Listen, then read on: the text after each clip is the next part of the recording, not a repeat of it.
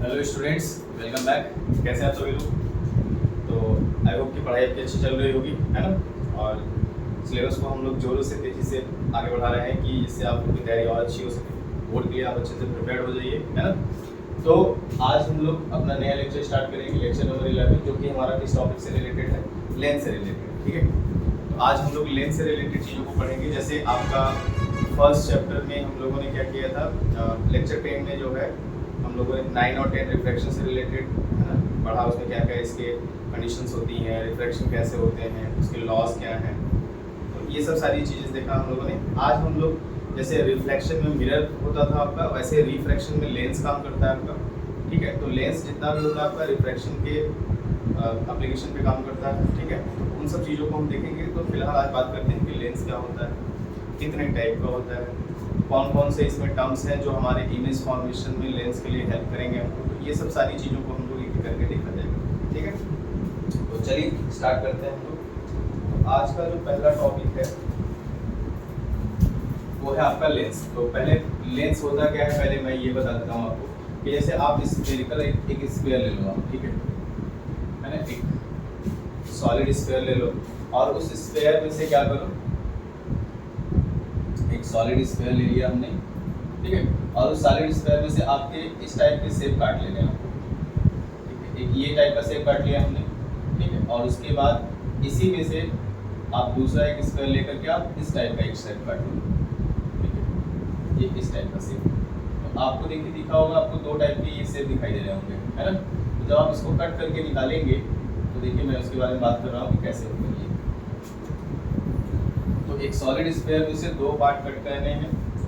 तो जो part cut करके आएंगे उनको हम क्या कहते हैं, लेंस कहते हैं। तो लेंस होता क्या है, पहले इसकी डेफिनेशन लिख लीजिए आप, है ना, कि लेंस है क्या। तो डेफिनेशन लिखिए इसकी, a lens is a piece of transparent material,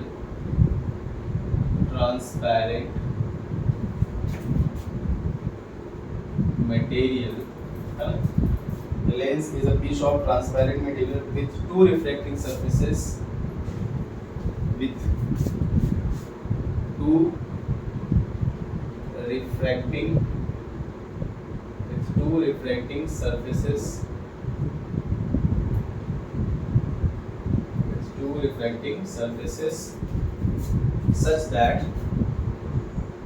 such that at least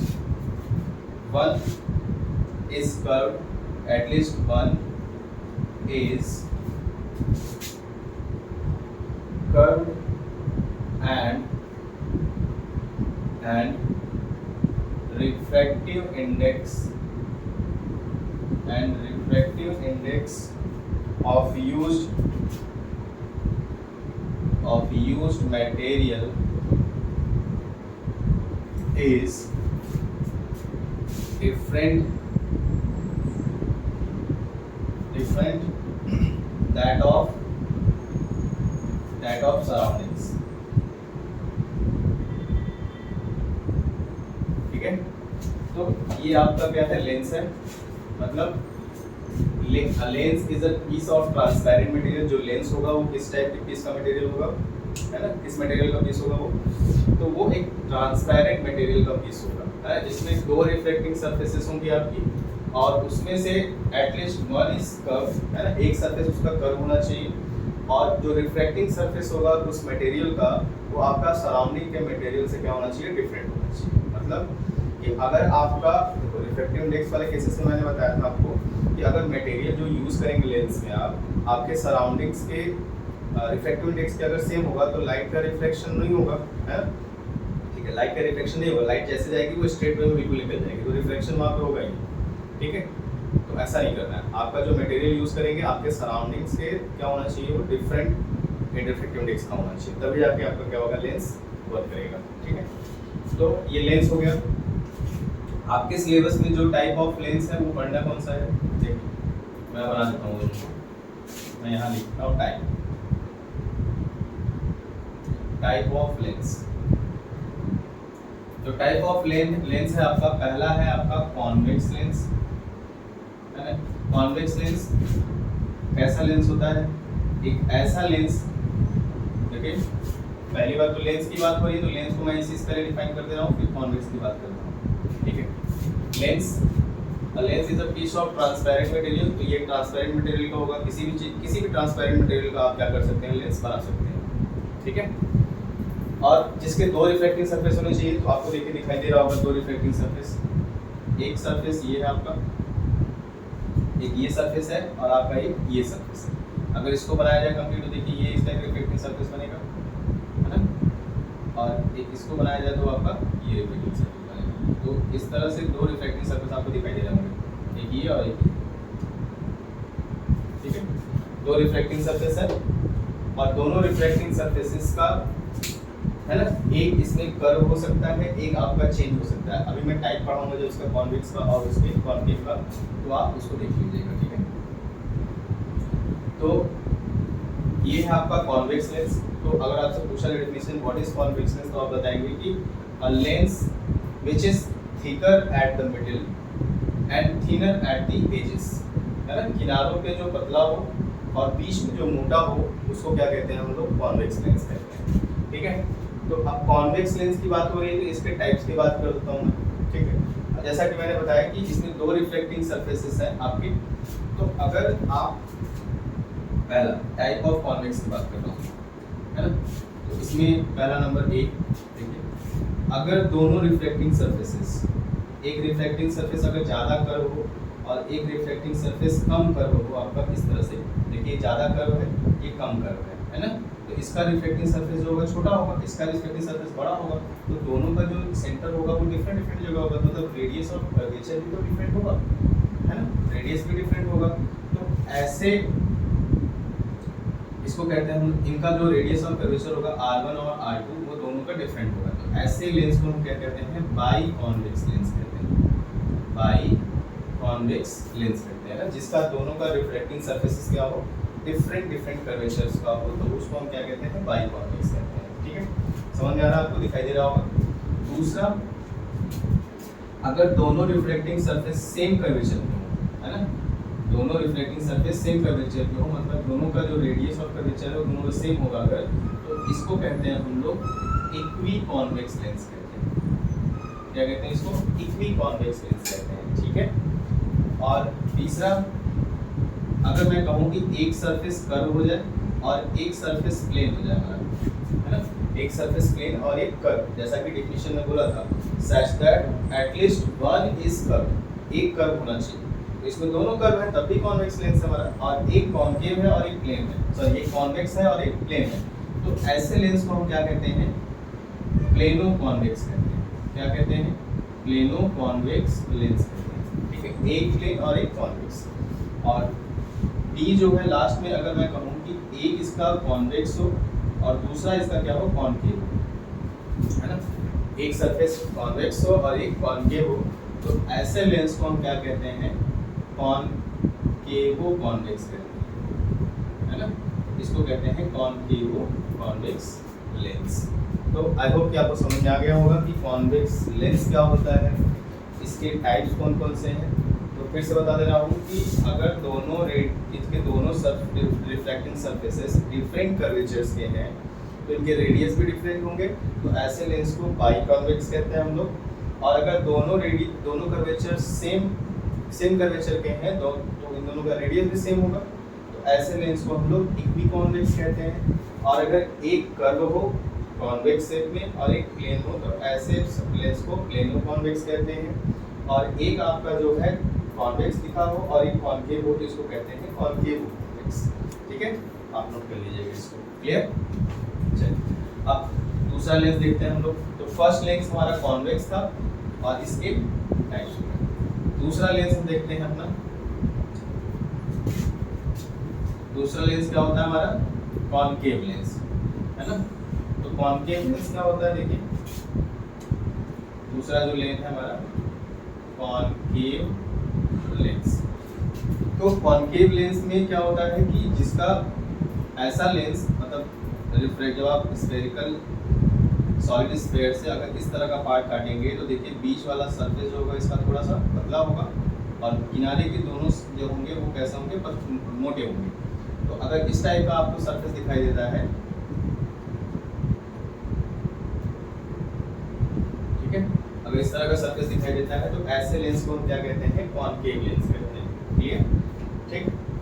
अब दूसरा इसके टाइप्स की बात करें अगर हम, तो पहले वाले टाइप में अगर इन दोनों का कर्वेचर सेम हो, मतलब एक अगर सेम होगा मतलब दोनों का रेडियस क्या हो, सेम हो, इसका भी कर्वेचर पार्ट सेम हो, इसका भी कर्वेचर पार्ट सेम हो, दोनों का सेम कर्वेचर हो, रेडियस सेम होगा, तो ऐसे लेंस को हम क्या कहते हैं, इक्वी कॉनकेव लेंस कहते हैं। ठीक है, और अगर दोनों का कर्वेचर, जैसे मान लो एक का कर्वेचर कम हो गया, एक का कर्वेचर ज़्यादा हो गया और एक का कम हो गया, तो इसका जो पार्ट होता है, एक ज़्यादा कर्व है एक कम कर्व है, तो इसका मतलब इन दोनों का रेडियस ऑफ कर्वेचर भी डिफरेंट होगा, तो इसको क्या कहते हैं हम लोग, बाई कॉनकेव लेंस कहते हैं। ठीक है, तीसरा अगर आपका एक प्लेन हो और दूसरा पार्ट जो है आपका कैसा होना चाहिए, कॉनकेव होना चाहिए, एक प्लेन और एक कॉनकेव हो जाए,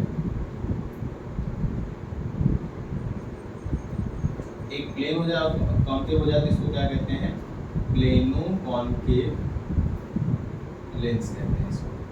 ठीक है, इसको कहते हैं प्लेनो कॉनकेव लेंस हम कहते हैं। और चौथा जो बनेगा इसका, एक पार्ट इसका कॉनकेव होना चाहिए, ठीक है, और दूसरा पार्ट इसका कॉन्वेक्स होना चाहिए, तो ऐसे लेंस को हम क्या कहते हैं, कॉन्वेक्सो कॉनकेव कहते हैं। ठीक है, कॉन्वेक्सो कॉनकेव लेंस। तो ये रहा आपका दोनों टाइप का लेंस, अच्छे से देख लीजिए।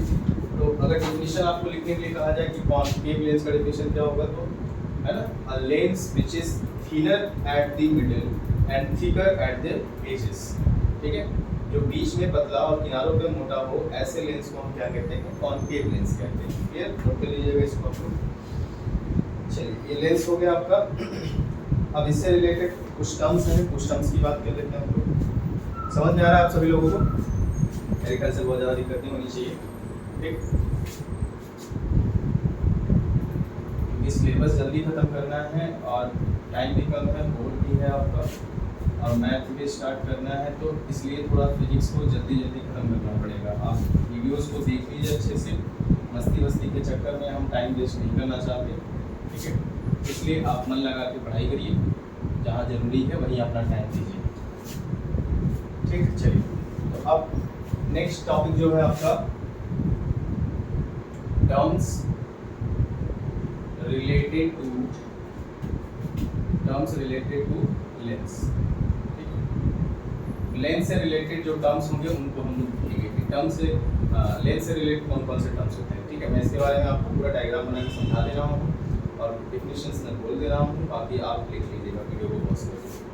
ठीक है, चलिए, कॉन्वेक्स और कॉनकेव दोनों की बात करते हैं। ये रहा हमारा कॉन्वेक्स लेंस, ठीक, और मैं इधर बना दे रहा हूँ आपका कॉनकेव लेंस।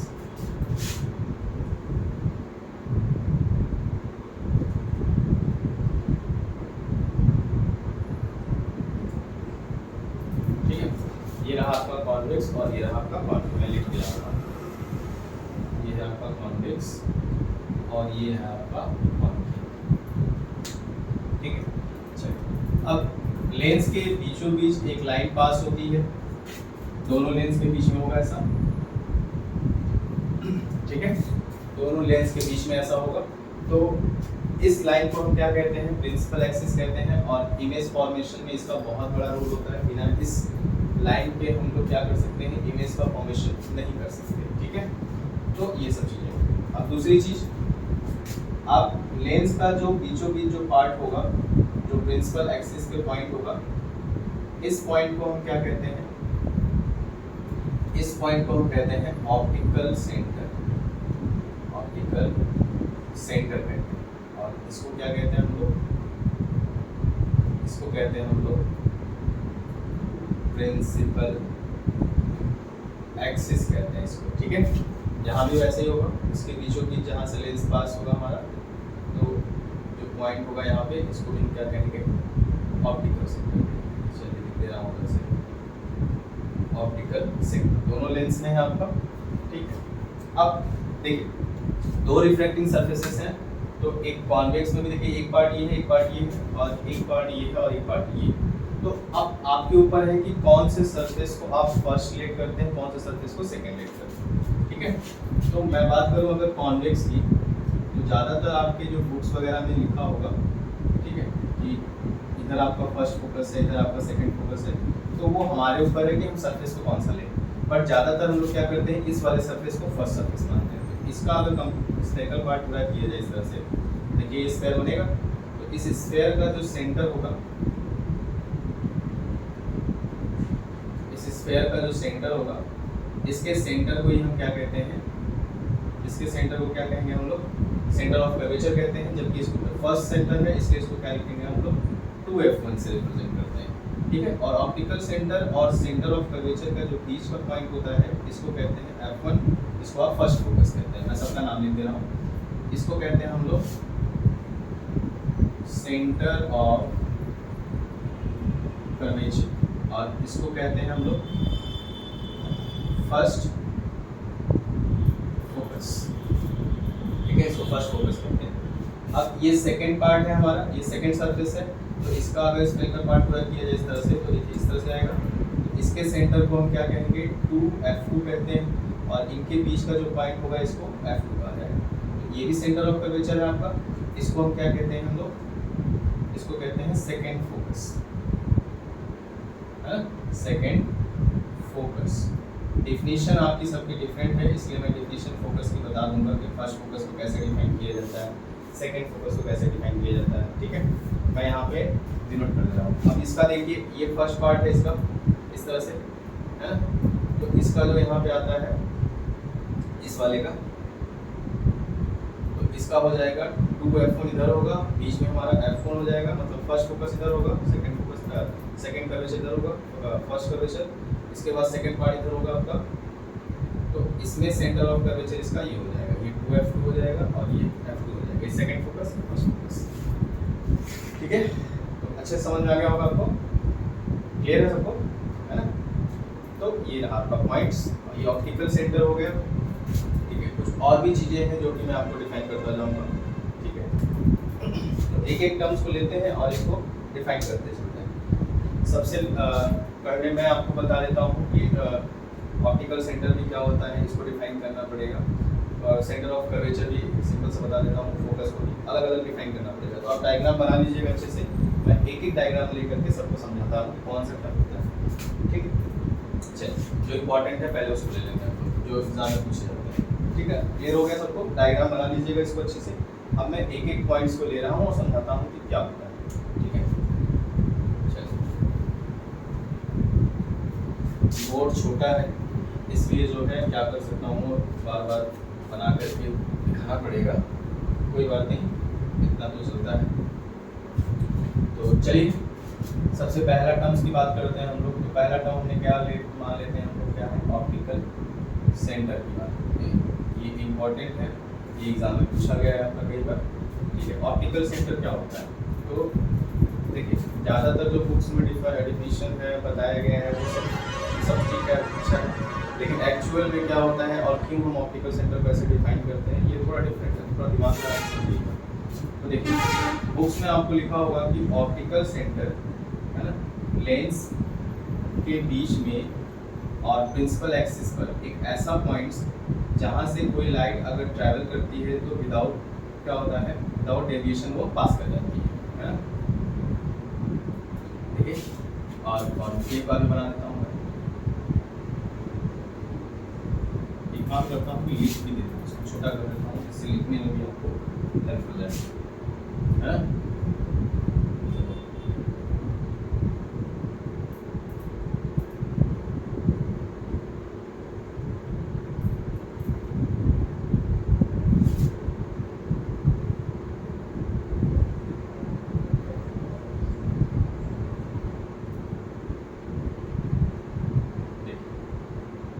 प्रिंसिपल एक्सिस हो गया दोनों का।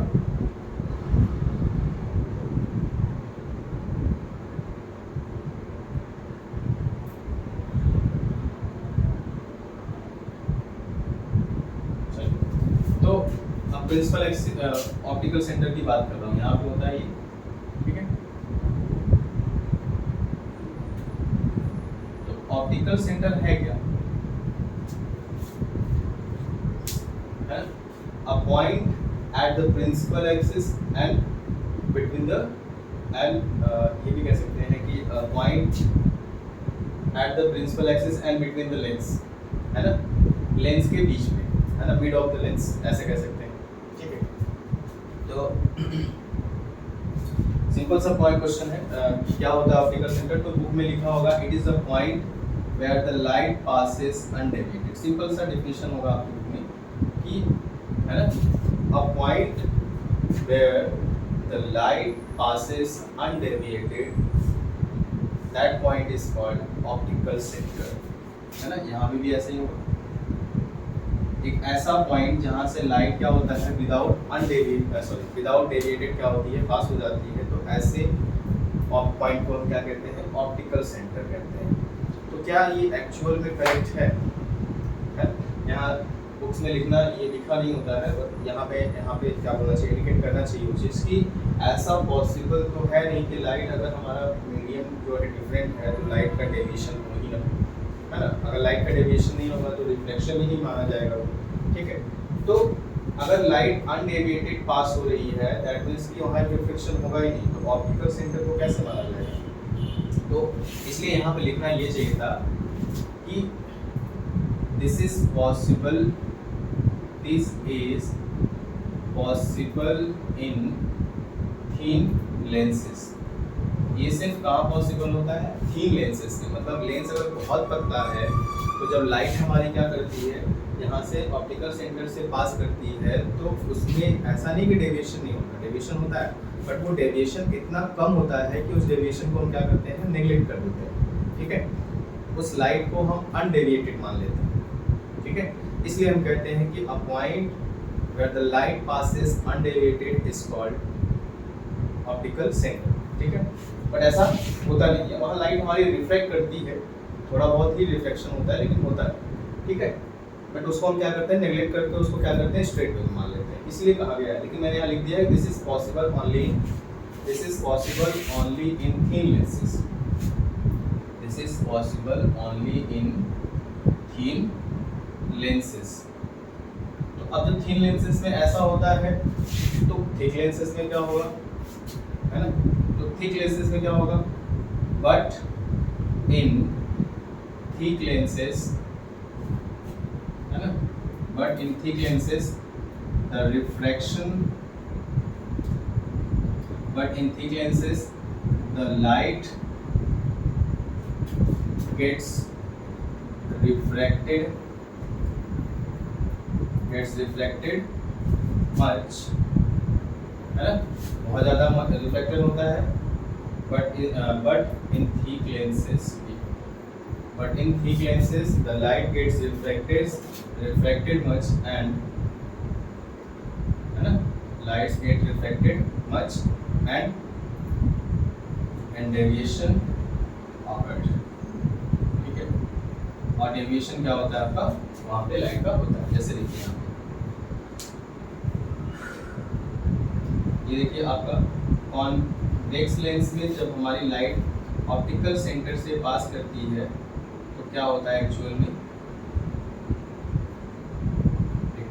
लाइट जब यहाँ से पास होती है ऐसे, तो ये लाइट यहाँ से गई, अब यहाँ से लाइट हमारी क्या होती है, देखिए रिफ्लेक्ट होगी, क्योंकि फर्स्ट लेयर से जैसे जा रही है तो यहाँ से लाइट रिफ्लेक्ट होती है और रिफ्लेक्ट होकर इधर आएगी। अब जब लाइट हमारी इस मीडियम में ट्रैवल करके फिर से वापस पहले जाती है तो फिर से रिफ्लेक्ट होती है यहाँ पे। तो देखिए रिफ्लेक्शन आपको दिखाई दे रहा होगा, यहाँ पे रिफ्लेक्शन ज़्यादा होता है, इस वजह हम इसको क्या करते हैं, काउंट करते हैं। बट थीन लेंसेज में क्या होता है कि ये जो बहुत पतला होने की वजह से लाइट बहुत कम डेविएट होती है अपने रास्ते से, इसलिए हम इसको क्या कहते हैं, अनडेविएटेड मान लेते हैं। ऐसा नहीं कि रिफ्लेक्शन होता है नहीं है, डेविएशन नहीं होता, लाइट का होता है बट बहुत ही लिस्ट होती है, वहाँ पे बहुत कम होती है, जिसकी वजह से हम उसको क्या करते हैं, स्ट्रेट मान लेते हैं, ठीक है। बट थिक लेंस में ये आपको एक्चुअल में ऐसे दिखाई देगा, ठीक है। और कॉन्वेक्स कॉनकेव में भी देख लीजिए ऐसा ही होगा, कॉनकेव में भी आपकी लाइट देखिए डेविएट होकर दिखाई देगी आपको,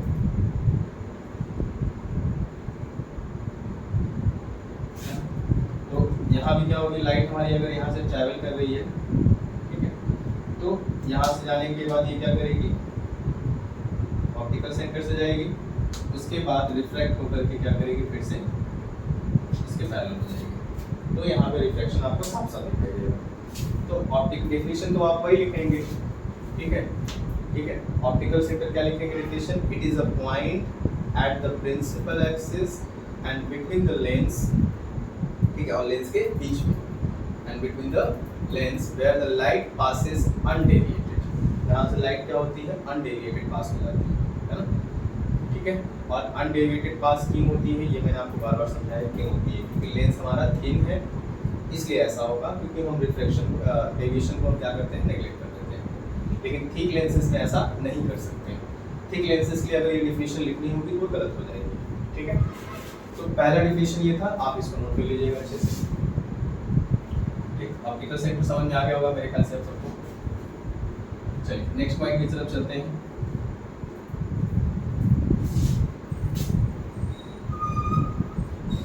उसके बाद है आपका,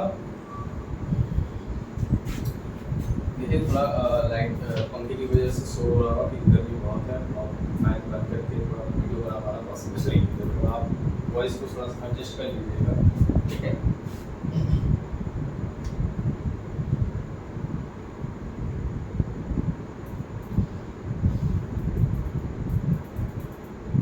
ठीक, दूसरा डेफिनेशन है आपका, मान लीजिए प्रिंसिपल एक्सिस। तो प्रिंसिपल एक्सिस को तो हम लोग ऐसे ही बता सकते हैं क्या होता है ना, प्रिंसिपल एक्सिस। प्रिंसिपल एक्सिस क्या होती है, दोनों लेंस में, देखिए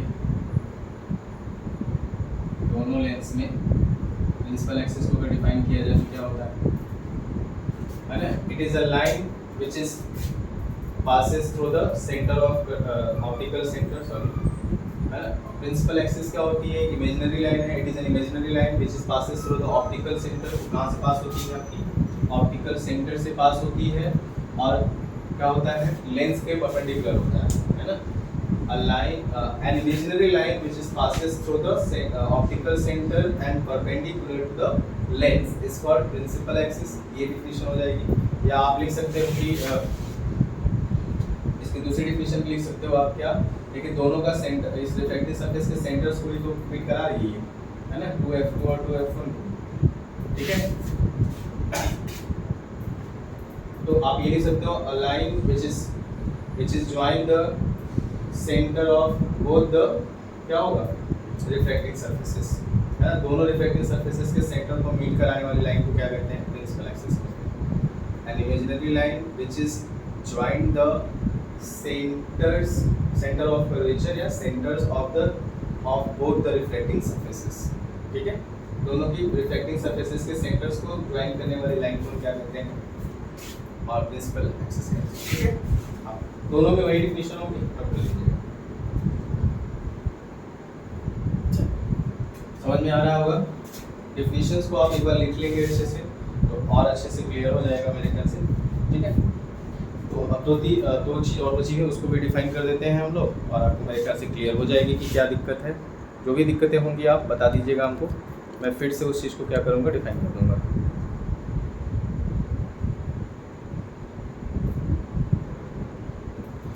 चलिए अब आते हैं हम लोग, डिफाइन करते हैं किसको, कौन सा टर्म बचा अभी आपका,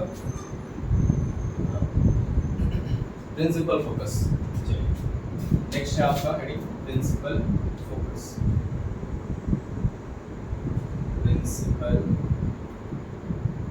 फोकस, प्रिंसिपल फोकस मतलब फर्स्ट फोकस और सेकंड फोकस। प्रिंसिपल फोकस में आपको बताया मैंने, फर्स्ट फोकस क्या होता है, सेकंड फोकस क्या होता है, इन सभी को देखा जाएगा। तो पहले हम फर्स्ट फोकस की बात करेंगे। First focus of convex and concave lens, है ना। दोनों लेंस का साथ में लेकर बताता हूँ मैं आपको, ठीक है। First focus of convex and concave lens. पहले फर्स्ट फोकस कॉन्वेक्स का देखिए, जैसा बोल रहा हूँ डेफिनेशन वही आप नोट कर लीजिए अच्छे से, ठीक है। तो आपको पता है कि कॉन्वेक्स लेंस का फर्स्ट फोकस इस साइड हमने लेट किया था, है ना? तो क्या होगा, इसकी डेफिनेशन कैसे लिखेंगे आप? लिखेंगे if a ray of light goes parallel to the principal axis, है ना? अगर कोई ray of light principal axis के पैरेलल जा रही है after refraction through the convex lens, है ना? कॉन्वेक्स लेंस से रिफ्रैक्शन के बाद it passes from a point at the principal axis. फिर से सुनिए, if a ray of light goes parallel to the principal axis after refraction through the convex lens, it passes from a point at the principal axis. That point at the principal axis is known as first focus of convex lens. That's it. इतना आप note कर लीजिए, ठीक है? चलिए convex पे आता हूँ मैं, सॉरी कॉनकेव पे आता हूँ। कॉनकेव का फर्स्ट क्या होता है? आधा डेफिनेशन तो इसमें भी कॉमन हो जाएगा।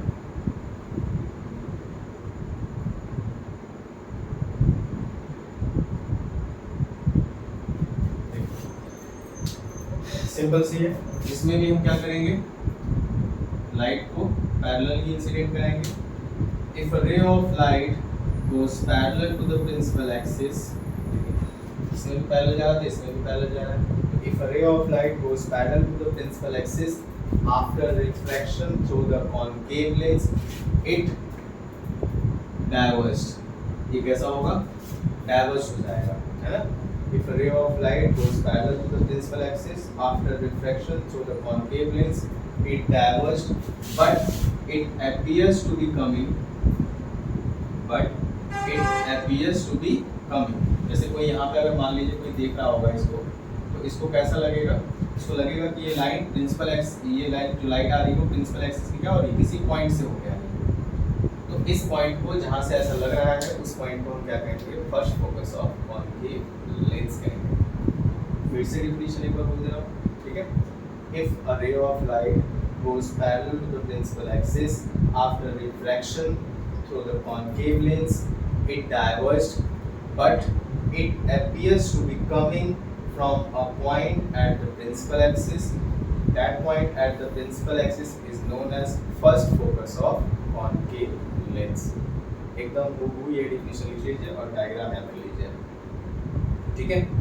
कहीं दिक्कत नहीं होगी। तो मेरे ख्याल से first focus of convex and concave आपको समझ में आ जाएगा। तो देखिए आप कॉन्वेक्स की अगर मैं बात करूँ तो कॉन्वेक्स लेंस में लाइट एक्चुअल में फोकस से पास हो रही है, बट कॉनकेव में क्या होता है, हमारा लाइट ऐसा अपीयर्ड हो रहा है कि वो फोकस से आ रही है। इसलिए इससे जो इमेजेस बनते हैं आपके वो रियल बनते हैं, और उससे जो इमेजेस बनते हैं वो टोटली क्या होते हैं, इमेजिनरी या वर्चुअल बनते हैं। इससे आपके रियल भी बनेंगे, वर्चुअल भी बनेंगे, लेकिन इससे टोटल वर्चुअल बनता है, ठीक है? चलिए अब आते हैं सेकंड फोकस की बात करते हैं। इसी में आप इसको नोट करके मैं इसको हटा दे रहा हूँ। सेकंड फोकस लिख दे रहा हूँ, सेकंड फोकस, ठीक है? सेकंड फोकस में इसी का अपोजिट कर दिया जाएगा, ठीक है? इसको मैं हटा देता हूँ।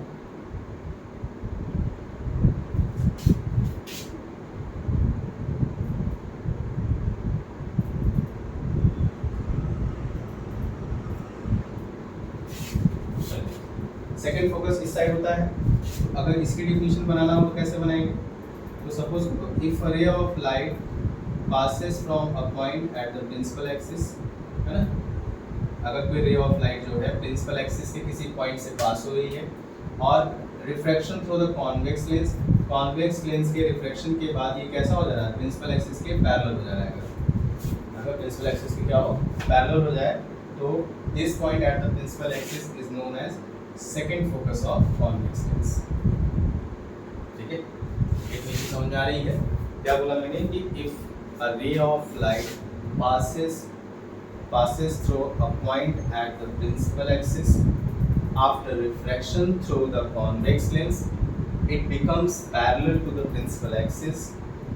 This point at the principal axis is known as second focus of convex lens. अब आप सोच रहे होंगे कि सर कहीं से भी अगर पास कराएं तो क्या ये पैरेलल होगी? नहीं, ऐसा कहीं से भी पैरेलल नहीं होती है, सिर्फ और सिर्फ एक ही पॉइंट से हो रही है, और वो कौन सा पॉइंट है? हमारा फोकस, ठीक है? अगर लाइट हमारी फोकस से पास हो रही है तभी ये क्या होगी, प्रिंसिपल एक्सिस के पैरेलल होगी, अदरवाइज ये प्रिंसिपल एक्सिस के पैरेलल नहीं मानी जाएगी, होगी ही नहीं कभी, ठीक है। अगर फोकस से पास होगी तभी ये पैरेलल, ठीक। चलिए सेकंड फोकस ऑफ कॉन्केव देखिए। If ray of light goes from point at the principal axis, है ना, अगर प्रिंसिपल एक्सिस के किसी पॉइंट से होकर हमारी लाइट क्या कर रही है, अगर जा रही है, ठीक है, आफ्टर रिफ्रैक्शन, ठीक है, आफ्टर रिफ्रैक्शन ये क्या होगा हमारा, उल्टा हो गया,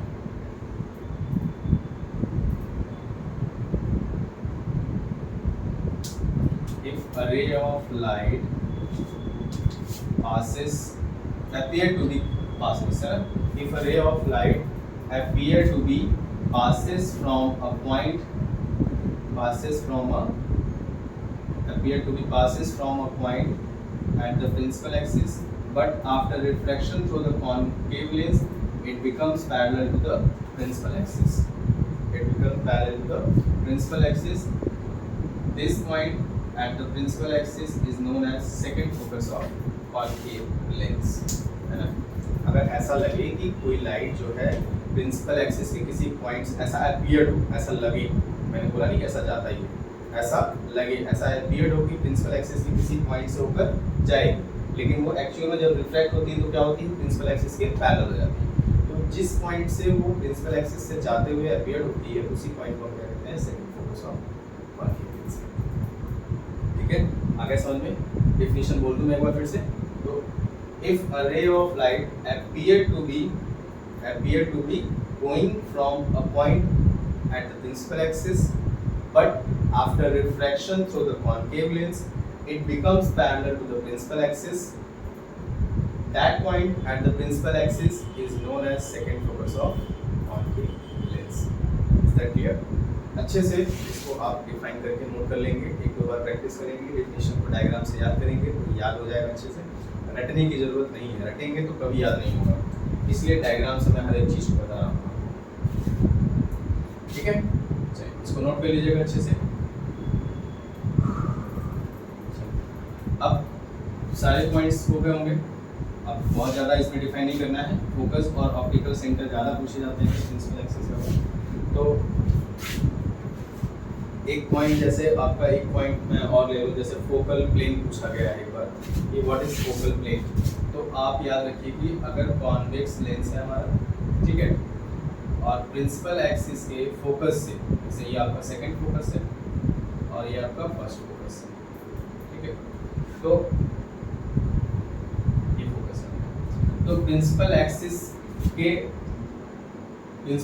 के और फोकस पॉइंट के, है ना, फर्स्ट फोकस है सेकंड फोकस पॉइंट के परपेंडिकुलर जो प्लेन होता है, इस प्लेन को हम क्या कहते हैं, फोकल प्लेन कहते हैं, क्या कहते हैं, फोकल प्लेन, है ना। तो what is focal plane, a plane which is perpendicular to the principal axis and passes through the focus, ठीक है, जो प्रिंसिपल एक्सिस के परपेंडिकुलर हो और कहाँ से पास हो रहा हो, आपका फोकस से पास हो रहा हो, तो that is the focal plane. अच्छे से नोट कर लीजिएगा इसको, डेफिनेशन को। और आपको पता है कि फोकल लेंथ और रेडियस ऑफ कर्वेचर क्या होता है, ये आपको पता ही है। ऑप्टिकल सेंटर और फोकस के बीच का जो डिस्टेंस होता है उसको फोकल लेंथ कहते हैं। ऑप्टिकल सेंटर और रेडियस सेंटर ऑफ कर्वेचर का जो बीच का डिस्टेंस होता है,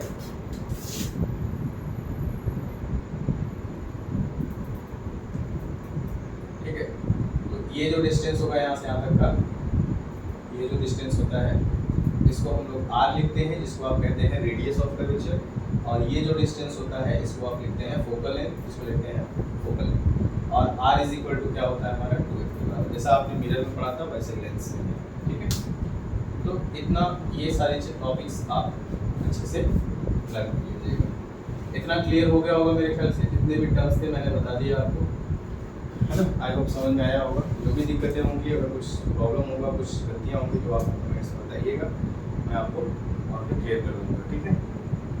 ठीक, अब आगे का जो नेक्स्ट टॉपिक है आपका वो, अब हम लोग इससे इमेज फॉर्मेशन पढ़ेंगे। पहले रूल्स पढ़ेंगे इमेज फॉर्मेशन के, फिर image formation by convex lens पढ़ेंगे, कॉनकेव लेंस पढ़ेंगे, ठीक है।